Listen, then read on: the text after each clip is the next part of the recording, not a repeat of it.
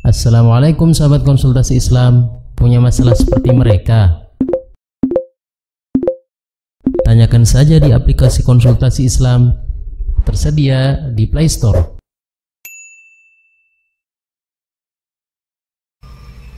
Iya, kan tadi HTI ingin menegakkan khilafah Islamiyah dan seterusnya, artinya Islam lah. Nah, sekarang tadi ada hadis yang menyatakan yang ada nanti akan muncul pemimpin yang tidak berpegang dengan Quran, tidak berpegang dengan Sunnah, berhati syaitan. Sahabat bertanya, "Mada nasna, apa yang kami harus buat? Apakah demo, berontak atau apa, maka dan seterusnya?" Nabi bilang, "Isma'u, dengar dan taat." Dengar dan taat walaupun tidak malu dengar dan taat walaupun harta kamu dirampas dan punggung kamu dicambuk. Nah, sekarang gini aja ya, kalau memang kita ini cinta dengan Islam, Allah perintahkan kita untuk taat pada Allah, pada Rasul dan ulil amri. Sampingkanlah perbedaan-perbedaan ya. Dan kita taat pada Allah dan Rasul dan ulil amri. Ulil amri membubarkan, ya sudah, sami'na wa ata'na. Kalau kita cinta dengan Rasul suruh kita dengar dan taat kalau dicambuk badan punggungmu dan dirampas hartamu. Isma'u wa ati, dengar dan taat. Hadis sahih riwayat Muslim. Dalam bab terakhir itu, dalam hadis riwayat Muslim nomor sekitar 8149 apa? Ya tolong dicari, kalau salah ya maafkan. Yang jelas ada hadis itu. Nah, kalau memang hati cinta dengan Islam, cinta dengan khilafah, untuk sementara tidak ada khalifah, ada amir masing-masing daerah, ulil amri, ya taat dulu.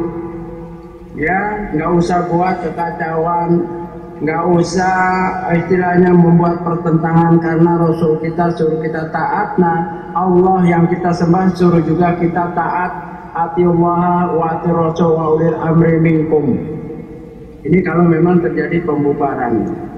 Artinya apa? Jangan membuat kekacauan.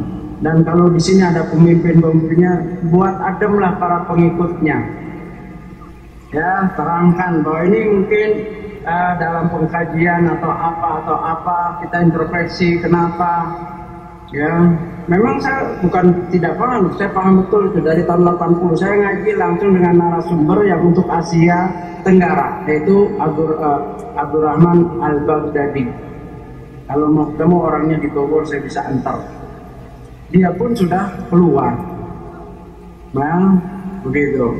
Jadi sekali lagi pesan saya, dengar dan taat pada walayatul amr ya, yang itu berdasarkan Al-Quran dan Sunnah.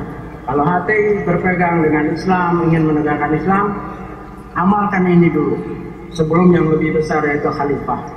Mampu nggak dia mengamalkan dengan ulil amri yang bagi mereka mungkin nggak setingkat khalifah? Ya, wallahu a'lam.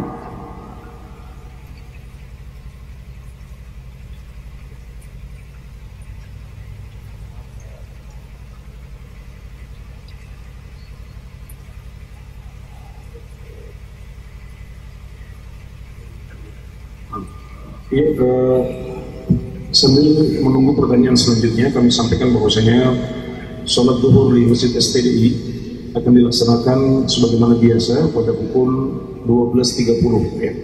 Jadi para hadirin sekalian tidak perlu untuk berangkat ke masjid sekarang karena sholatnya masih lama, atau pergi ke masjid lain. Insyaallah nanti kita akan sholat berjamaah bersama-sama setelah acara selesai ya. Ya, untuk yang kedua kami berikan kepada satu perwakilan dari mahasiswa STDI Imam Syafi'i. Silakan untuk memperkenalkan diri kemudian menyampaikan pertanyaan dengan singkat dan padat.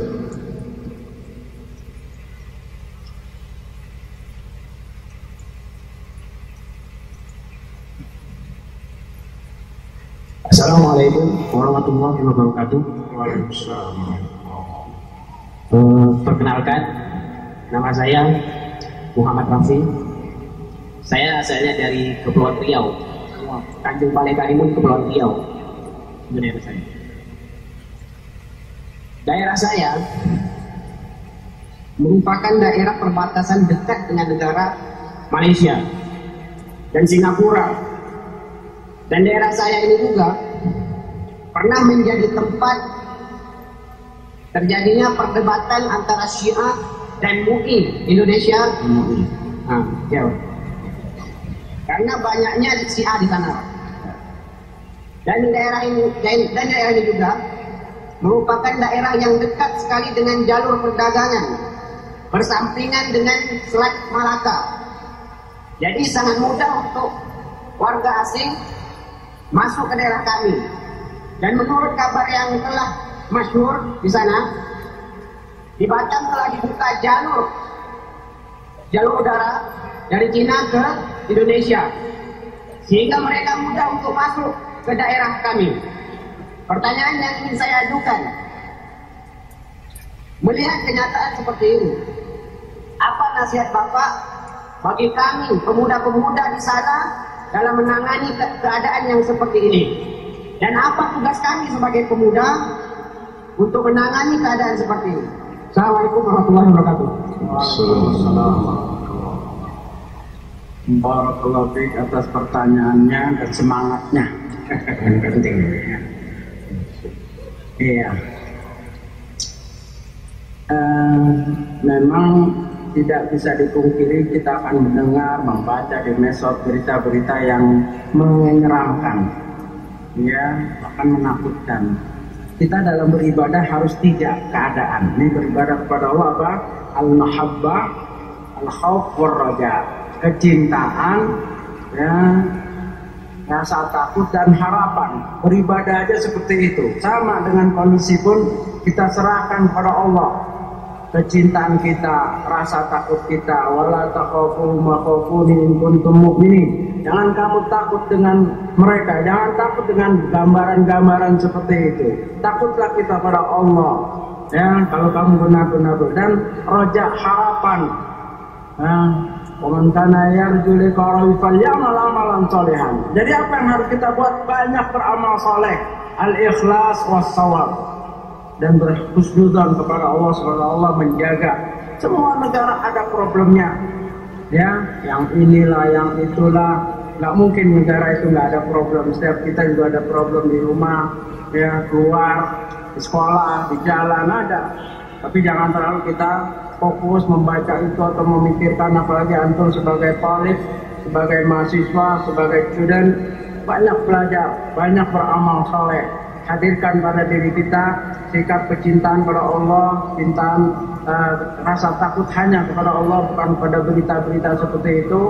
Jangan habiskan waktu untuk membaca seperti itu. Kedar aja masuk, ya, kuping telinga kanan keluar telinga kiri atau sebaliknya, nggak ada sunnahnya juga itu, ya. Mana kanan mana duluan. Yang penting jangan terlalu kita terobsesi sampai nggak baca kitab. Ya, itu juga. Jadi bagaimana mensikapinya, ya, tergantung siapa kita. Kalau untuk seorang talib sebagai student sekedar aja, ya, terus belajar, terus beramal soleh, terus menanam, meningkatkan kecintaan pada Allah, rasa takut pada Allah, dan harapan. Harapan kita apa? Kita berharap pada Allah Subhanahu wa Ta'ala agar negeri kita ini dijaga, dilindungi dari orang-orang seperti itu. Banyak berdoa. Ya, tentunya tetap waspada, al-hadar, betul waspada, ya, waspada. Kalau misalkan libur, kalau selama di STDI ini insya Allah aman. Tapi kalau libur, ada liburnya ya? Ada libur misalnya seminggu, sebulan. Hati-hati di sana, jangan ikut-ikut aja pengajian. Ya, casingnya bisa sama, ternyata materinya lain, bahkan mengajarkan untuk ngebom atau mengajarkan untuk mengkafirkan sahabat, mengkafirkan istri-istri Nabi SAW. Hati-hati itu, walaupun casingnya sama, kalau isinya berbeda, tolaklah. Ya, jadi ketika libur, adik-adik ini waspada, jangan mudah-mudah ikut kajian-kajian, apalagi yang sifatnya rahasia. Karena paham radikalisme, terorisme atau kelompok-kelompok tadi yang satu itu biasanya rahasia, penuh, karena mereka mempunyai prinsip syariatut tandim, syariatut dakwah, syariatut tandim, jahriyatut dakwah, jahriyatut tandim, jahriyatut dakwah. Ketika lemah mereka rahasia, Tanzimnya, organisasinya rahasia, dakwanya juga sembunyi-sembunyi. Nanti kalau sudah kuat, rahasia sedanglah nggak terlalu kuat, rahasia tanzimnya, organisasinya, dakwanya mulai terang-terangan. Kalau sudah kuat sekali barulah nih kami, ya, Jahri atau tanzim, organisasinya diterangkan, dijelaskan, dan dakwanya juga terang-terangan. Nah, kelompok-kelompok seperti itu sekarang ini sedang masih rahasia. Makanya kadang-kadang ngajinya rahasia. Ya, ustadznya juga rahasia, nggak jelas, tempatnya juga. Kalau di sini asal masya Allah jelas, sekolahnya jelas, kelulusan para pengajarnya jelas, ya begitu. Ada TV-nya juga saja, ya. Nah gitu. Jadi yang pertama jangan kita asik mencemplungkan diri dalam perkara-perkara itu. Ya bagus dipertanyakan. Ya, artinya kalau itu bukan bidang anak sekolah, ya hanya waspada saja ketika libur. Kalau ada kajian-kajian yang sifatnya rahasia yang mengarah kepada paham radikalisme, terorisme, itu hati-hati. Ya ciri-cirinya seperti tadi, kerahasiaan. Jadi kalau diajak ngaji nanya tempatnya di mana, Mas kalau ngaji. Ya, nanti kalau sudah sampai baru. Siapa gurunya? Gurunya Abu. Kalau saya Abu Salman, Abu Bakar. Jelas. Abu Salman jelas. Ini Abu nggak jelas. Abu kan dari area, ya nggak jelas. Nah itu hati-hati tuh. Terus bapaknya mengantar lagi. Nah biar bapak antarlah pengajian kamu. Jangan Pak, ini khusus Pak, spesial Pak. Tahu-tahu lama-lama bapaknya dikafirkan. Bukan bapaknya jadi dikafirkan, sahabat dikafirkan, istri Nabi dikafirkan. Hati-hati ini Syiah. Yang telah membuat kekacauan di Yaman. Di berbagai negara, ya itu Syiah. Kalau sahabat saja dikafirkan, istri Nabi aja dikafirkan, apalagi orang biasa seperti kita. Nah, udah jangan ikut. Kalau bisa lapor kepada Pak Polisi, itu di sana ada kelompok yang nggak jelas pengajiannya, gurunya nggak jelas. Ya boleh lapor seperti itu dapat pahala. Kenapa? Karena dalam bab wa ta'awwanu 'alal birri wat taqwa, bertolong saling tolong menolong dalam kebajikan dan ketakwaan. Tapi kalau kita mampu begitu ya kita dakwahkan mampu. Wallahu a'lam. Ya, terima kasih, jazakumullahu khairan. Pertanyaan ketiga dari peserta putri. Assalamualaikum warahmatullahi wabarakatuh. Ustaz, bagaimana sikap kami para wanita muslimah menghadapi sikap negatif sebagian masyarakat yang menganggap bahwasanya hijab atau cadar identik dengan terorisme, ketika sikap tersebut sampai pada tahap yang meresahkan seperti pemeriksaan khusus dan kadang berlebihan di bandara, pengasingan sosial dan sebagainya. Iya, setiap peningkatan keimanan, amal soleh nggak akan lepas dari ujian. Itulah yang dilalui oleh Nabi, Rasul, para sahabat, terus para ulama. Kan ayatnya ada dalam surat Al-Ankabut itu kan, ahsiban nasu ayyutraku ayyaqulu amanna wa hum la yuftanun. Apakah manusia menyangka begitu saja, aku beriman, kami akan menegakkan dan seterusnya, tidak diuji? Sungguh telah diuji orang-orang sebelumnya. Agar apa? Agar Allah mengetahui siapa di antara mereka yang benar. Ya, begitu. Nah, ini perjalanan. Coba kita ingat-ingatlah tahun 80-an. Jangankan pakai cadar, pakai jilbab aja digunting. PNS, murid saya pegawai negeri wanita, pakai ini digunting. Ya di rumah digunting lagi sama ibunya. Tahun 80-an ingat. Saya waktu itu di PBA 84 yang sekarang Libya. Itu kan ada rehlah, jalan-jalan sama ustadznya kan, pakai bis. Itu kalau di jalan ada satu aja akhwat pakai jilbab yang agak rapi langsung takbir kami, saking senangnya. Allahu Akbar. Kalau sekarang takbir terus. Orang dangdut aja pakai jilbab. Jadi sabarlah, itu proses. Karena kita paham, mereka belum paham. Nah insya Allah nanti lama-lama mereka paham, oh ternyata orang yang pakai kurda atau pakai cadar ini lebih menjaga diri, lebih ini. Insya Allah paham, nggak akan lagi. Nah sayangnya memang sebagian saudari kita ini yang salah paham, yang terpapar dengan paham radikalisme terorisme seperti yang ditemui bom Panji itu. Siapa pelakunya? Pakai cadar hitam-hitam, jadi dipikir semuanya begitu ya, padahal tidak, itu oknum. Nah begitu juga kalau kita baca berita di luar negeri, pelaku bom bunuh diri itu ada yang pakai jilbab, pakai purga hitam-hitam di berbagai tempat ada.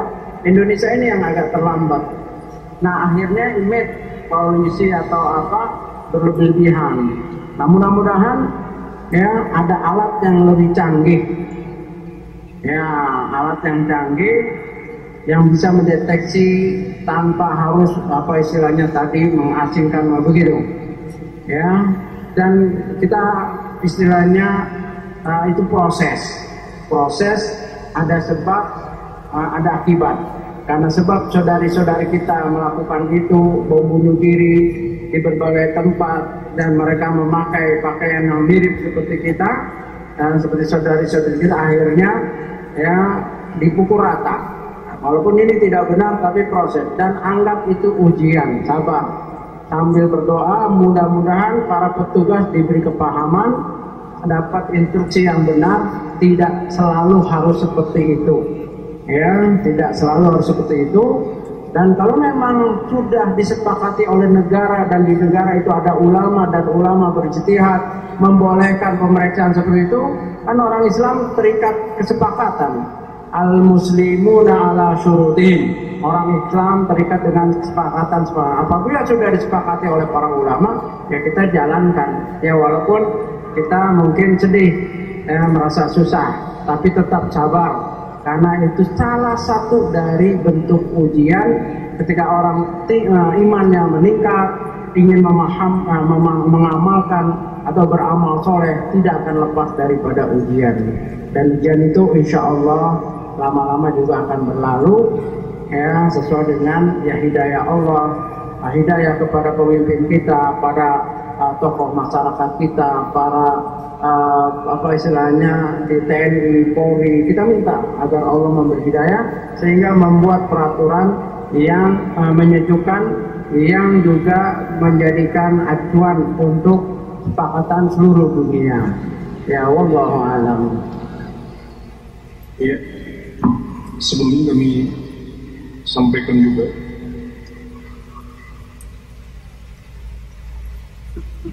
ada depan. Ya, karena keterbatasan waktu dan masih ada beberapa sesi acara lagi setelah ini, sesi tanya jawab kami cukupkan dalam satu termin saja.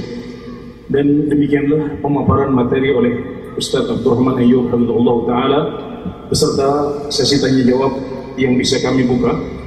Kami ucapkan jazakumullahu khairan wa barakallahu fi ilmikum kepada Ustaz Abdurrahman. Semoga yang sedikit ini barokah dan cukup mewakili poin-poin lain yang belum sempat disampaikan. Dan akhirnya kami kembalikan kendali acara kepada pembawa acara.